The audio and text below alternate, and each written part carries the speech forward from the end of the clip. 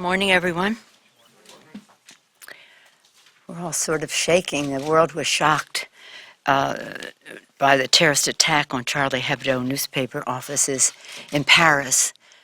This was a horrible assault on freedom of the press, but also freedom of expression for everyone, and a real attack on the principles of a civil society. Of course, our thoughts and prayers are with the families of the 12 people who were killed and with the people of France.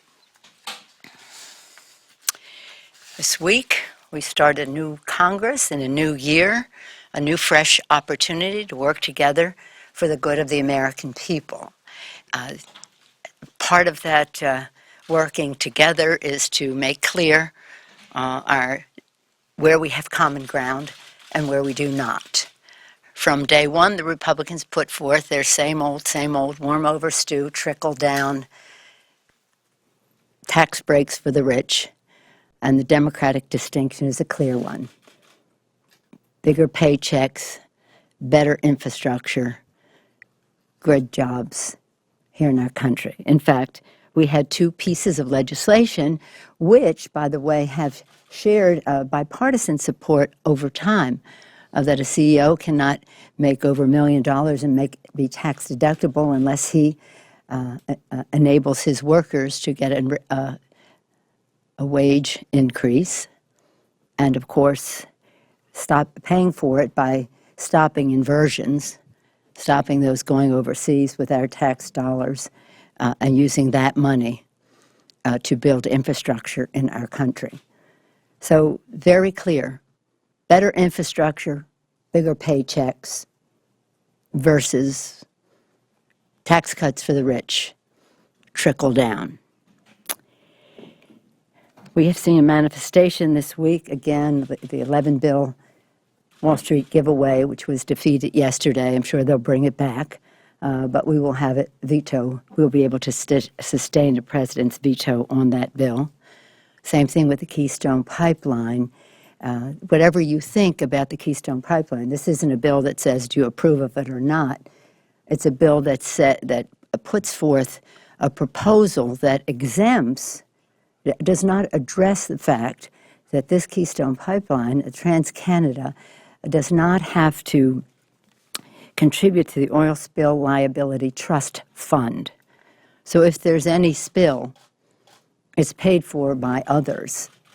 It is subsidized by others, and that's just not right. Again, there'll be another bill to dismantle ACA, and we will sustain the president's veto on that. To change it will increase the ranks of the uninsured up to 500,000 people. That's not right. So we see a blueprint for where we go forward. We want to build infrastructure, significant infrastructure. That's always been bipartisan, in fact, nonpartisan, and that's why we have that as one of our priorities. And we want to do so in a way that makes paychecks bigger in our country to address the growing disparity of income in our country, and that's really important. I shared with my colleagues a Christmas greeting that I received from a friend that really just said that we have to recognize that in the Christmas season, what puts merry into Christmas is the consumer economy, that people have the opportunity to build, to spend, to build demand, to create jobs, and that again is a cycle of disposable income injected into the economy, creating jobs. And that's why we are focusing on it's the paycheck that we want to. So in any case, already there is the distinction. Tax cuts for the rich, same old, warm over stew. Dynamic scoring is one way to characterize it, versus build the infrastructure, bigger paychecks. We had a vote yesterday, as you know, that would sustain the president's veto on yet again another Wall Street giveaway to undermine the Volcker Act, to postpone for 2 more years The regulators have already given the financial institutions 2 years in order to address the Volcker Act rules. The Volcker Act saying that financial institutions have to use their own money to make investments that are risky and not money that is covered by the taxpayer. So with that, here we start again. But hopefully, really, hopefully we can find some common ground in some other ways. And as I said, bigger paychecks, I don't know why that would be controversial or even partisan. Infrastructure, it's never, until recently, but in the history has always been of bipartisanship in that regard. But again, it's a very sad day when you see the aftermath of what happened in Paris. Again, our prayers are with the people of France and with the families of those affected. Any questions? Yes, ma'am. I'm hearing a lot of people on both sides of the aisle talk about coming together, working together, getting things done. Why won't the president sign my bill? Why won't they pass bills that the president will sign? You haven't heard anyone talking about the two different parties talking to each other. Do you get any indication that there's going to be any type of actual negotiations? And do you think anything actually can get done until there is those types of conversations? Well, I certainly hope so. We have a responsibility to the American people to try to find common ground. But as I said in my remarks from the podium, that does not mean that all disagreement and all debate goes away. In fact, our democracy is strong because we have beliefs and we have principles, and we debate them. But we also have to have the humility to try to find a solution, coming together to find a solution that may not be exactly what we would have written ourselves. We had a great deal of success with President Bush, President George W. Bush. We passed one of the biggest energy bills in the history of our country. We passed a stimulus that was very positive for low-income people. We passed the TARP, working with him when his own party deserted him on the TARP. The Democrats came through with that. And so there is, in recent memory, a time when the opposing party worked with the President of the United States to get some things done. And that's what we would hope they would do with President Obama. So far, they have not. But let us hope that we can find, and the biggest, I think the biggest force for all of that are the American people. Lincoln said, public sentiment is everything. They want to see how we can work together. But if their first shot out of the box is tax cuts for the rich, and that's how we create jobs in our country, we have a disagreement there. Now we'll see what happens on the Homeland Security bill. Homeland Security. We take an oath, protect and defend. This is really an important responsibility for members of Congress to protect and defend. In the Homeland Security bill, some of the resources that are there to protect the American people. And if they want to play politics with it by contending that President Obama overstepped in what he did on immigration, it isn't true. It isn't true. He was acting under the law. He is acting under the law, and he is acting in the manner that Republican presidents have. President Reagan, President George Herbert Walker Bush, President George W. Bush, in recent memory. And so, so that will, I think, be one of the tests. How do we honor our oath to protect and defend, passing a Homeland Security bill without getting involved in the issue of the president's authority to have an executive order to protect immigrants in our country? You haven't actually seen any of those discussions happening so far. No one's. Well, we've been here 3 days. No, 2. First day, they did the rule. We made our distinction. Yesterday, they brought a bill to the floor. Really, we found out about it the night before. For all of the openness and 3-day rule and all of that, we found out about it the night before.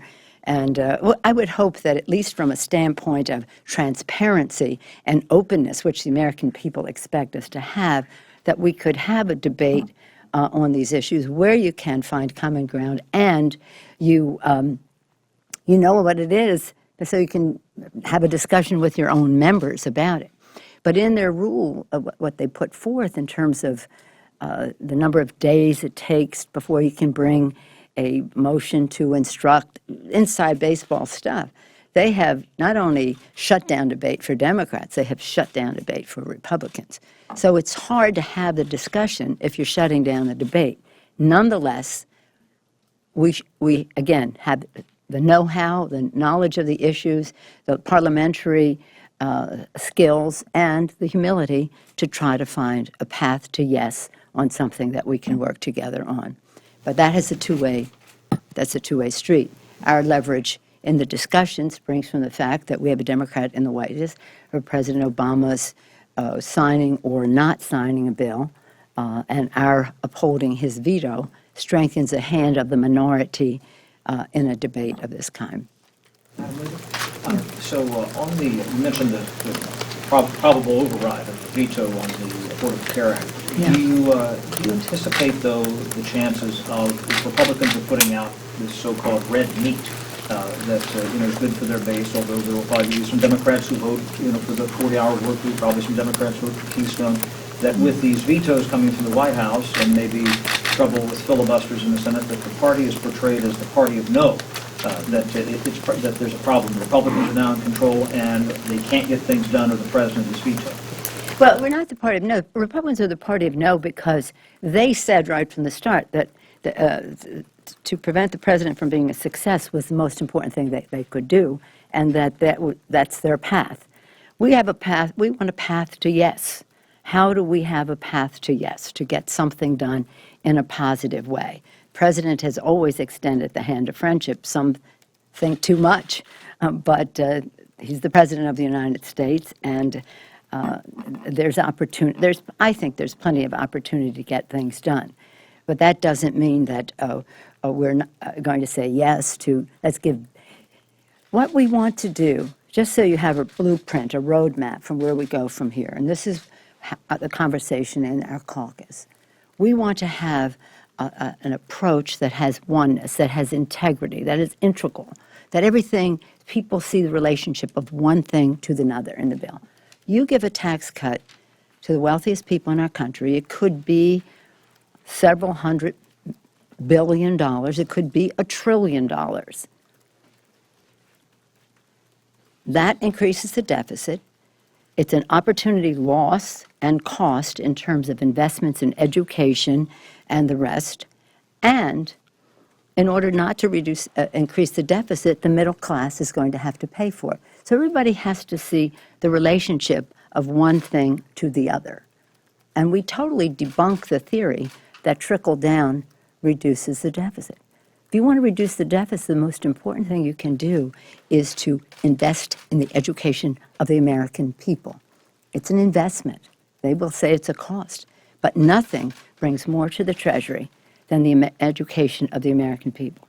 So looking at a budget as a statement of values, as a oneness that says we cannot give tax breaks to the high end on the theory that it's going to trickle down. And as the speaker said when they did this before, he said if it creates jobs, that would be good. If it doesn't, so be it. We had buttons made, so be it. So this is not a secret comment that he made. If it doesn't, so be it. Well, we have a moral imperative to create good-paying jobs in our country. That sense of community is something that even Adam Smith recognized.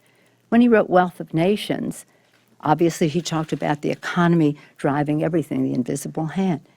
But he also, that laissez-faire, also, he wrote the book of Moral Principles, in which he said that we have a responsibility to other people. I don't know if you've read that book. I should have brought it down here so you could see it. I wish he had written one book, both of them together. So this sense of community, the sense, just even to take it to an economic side again, the fact that people have disposable income, that they can consume, and because the consumer economy has not come back because paychecks are not big enough is one of the reasons we have not had the recovery that we could have had, although we've had 57 straight months of private sector job growth. It's been going on for a long time. I guess Leader McConnell just realized it, saying taking credit for it, but it has been going on for a long time. Yes, sir. Now, Mayor, do you share the view of some of your Democratic colleagues who are speaking at this hour that trade promotion authority, which we believe the president will be seeking with the help of Republicans, is inimical to better paychecks? Well, I think we have to use that as one of the criteria, or one of a judgment on whatever it is we're doing. Is it a bigger paycheck for the American worker? Obviously, we want to see what the negotiation is and on the trade. You know how complicated that issue is. But I do think the burden of proof is on those who want us to sign up for something like that it really will increase the paychecks of the American people. But again, let's see what they're proposing. And I'm not at that press conference, so I don't know what is being said then. I don't know what information they have. But I do know that I have not myself seen enough in terms of what, I don't know, are they talking about Europe, or are they talking about Asia, are they talking about both? Madam Leader, on that point, do you worry that debate, though, could divide your caucus, similar to what we saw during the Cromnibus? Because there are a lot of progressives that do not like the fact the administration is going to be dabbling in this and expect it to be mentioned quite loudly in the State of the Union as something that could be a compromise for the Republican Congress. Yeah. But I don't accept the notion that we were divided on the Cromnibus. We had like 71% of the House Democrats voted against that bill. We didn't lobby it. We didn't lobby. We didn't advocate one way. We just said to people, vote the way you vote. And many people, appropriators, had worked hard on. Then the appropriations part of the bill was a good effort. It was the dark of night provisions that were objectionable to us. But I would say we're not going to see unanimity all the time on the part of Democrats. We'll have our disagreement. Yesterday, 80% of the Democrats voted against a bill that we did lobby against, because when we saw what it said, we thought, but still it's hard to reach everyone. I think we would have gotten more votes than if we had had more time. But we don't expect everyone to vote. This is the Democratic caucus. But we do expect to uphold the president's vetoes on these issues. Now, this is the reverse, the president proposing something. And I said to President Bush a long time ago, President George W. Bush, do you have the votes on your side? Do you have a large number of votes on your side? Because all we're asking for is consultation, transparency when we're talking about trade agreements, and that's what people want to see. I don't know that most people in our caucus have made up, many have, yeah, but what they've made up their mind to is they want to see transparency, they want to see consultation, they want to see fairness, they want to see what this means to the American paycheck. But we are not opposed to trade. John F. Kennedy proclaimed us a party of trade. I'm raised in a city of trade, clipper ships in Baltimore, Maryland, San Francisco, a big trade city. So, we all know that we live in a global economy. We also have to know that whatever we're doing, we have to make a judgment as to how it affects the American worker.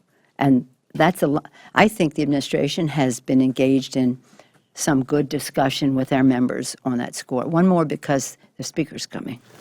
You mentioned that in budgets, there's an ecosystem. Everything is connected. Yes. Here's a connection. There are some very prominent Republicans who are ready to raise the gas tax. Mm-hmm. They want to connect it to a concomitant decrease, I guess, in income taxes, maybe for middle-class people. I'm not sure that they've said.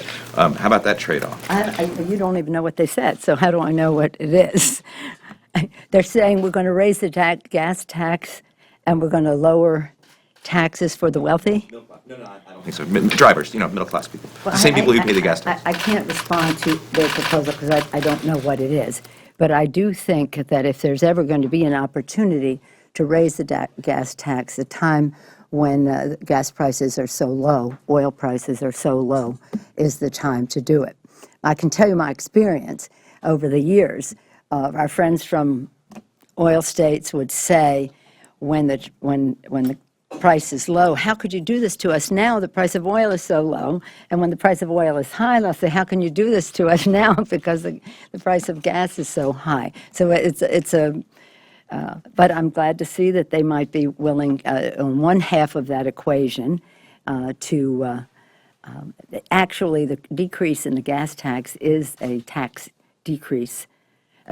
The decrease in the price of gasoline is a tax break for the middle class. It is, people are so excited about the travel they could do over the holiday and the rest. But The trade-off of marginal increase in the gas tax for a decrease in income tax, is that something? no, what I would be interested in seeing is something serious, not something showbiz, which would be, how do you relate the gas tax to the Highway Trust Fund? That's the relationship that is real. Because we only have until May, something like May, for the Highway Trust Fund to be flowing.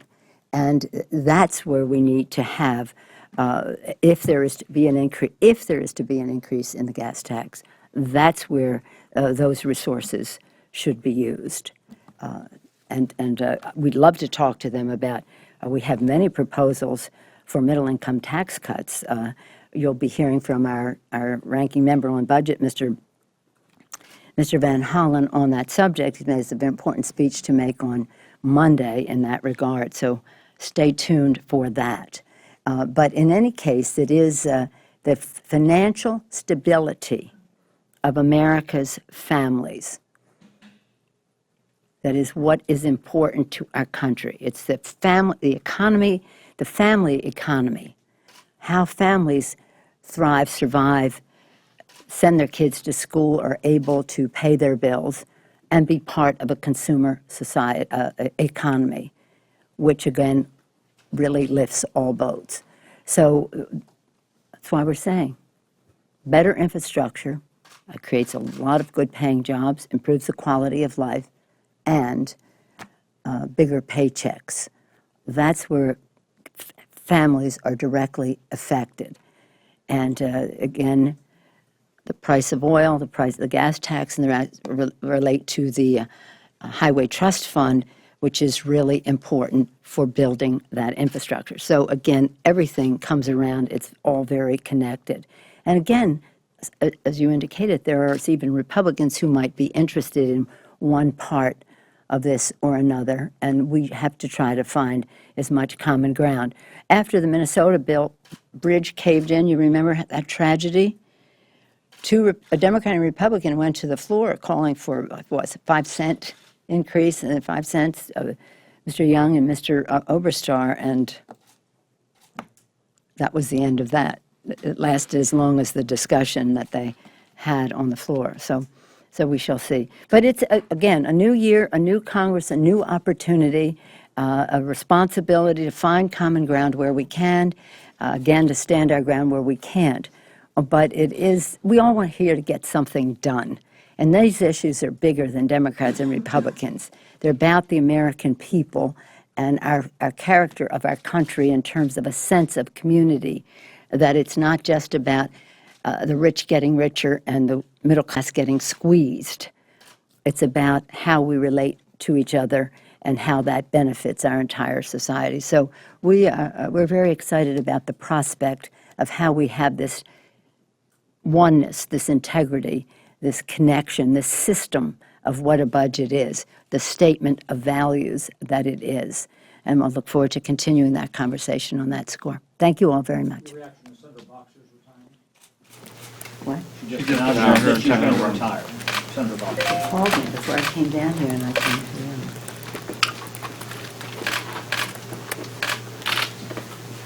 That's funny. She called me. She says, you want to talk to me personally? I thought you wanted maybe to have dinner tonight or something. Maybe she still does.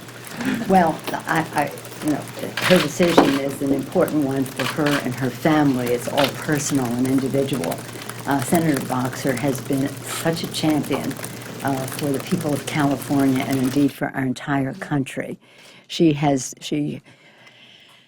She is, I've always said of Congresswoman Boxer, Senator Boxer, Congresswoman when I came to Congress, Senator Boxer, that she is, this will sound like an oxymoron to you, but she is one of the most unselfish politicians I have ever known of.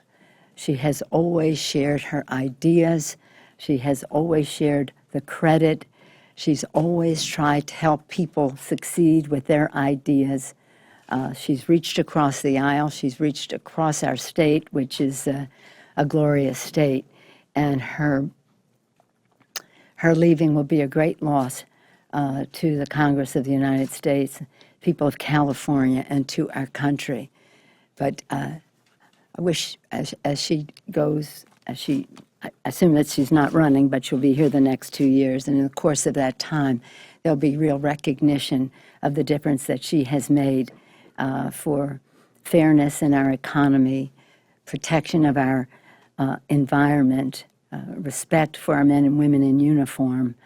She's really a great leader for our country, small in size, but a giant in terms of her contribution to the country. I didn't know. As I said, all I had was a call from her, but I didn't want to keep you waiting, so.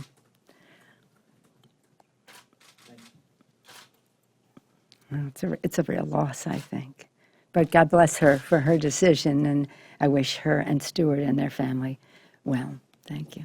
My granddaughter just took her grandson out for their sixth birthday. They're born a couple of months apart, so we're very close from a family standpoint. Senator Boxer had a shower for my daughter, Christine, like 4 days ago. 5 days ago, that would be, and 6 years. And then the next day, her daughter, Nicole, had the baby, Sawyer. So they're just very close in age.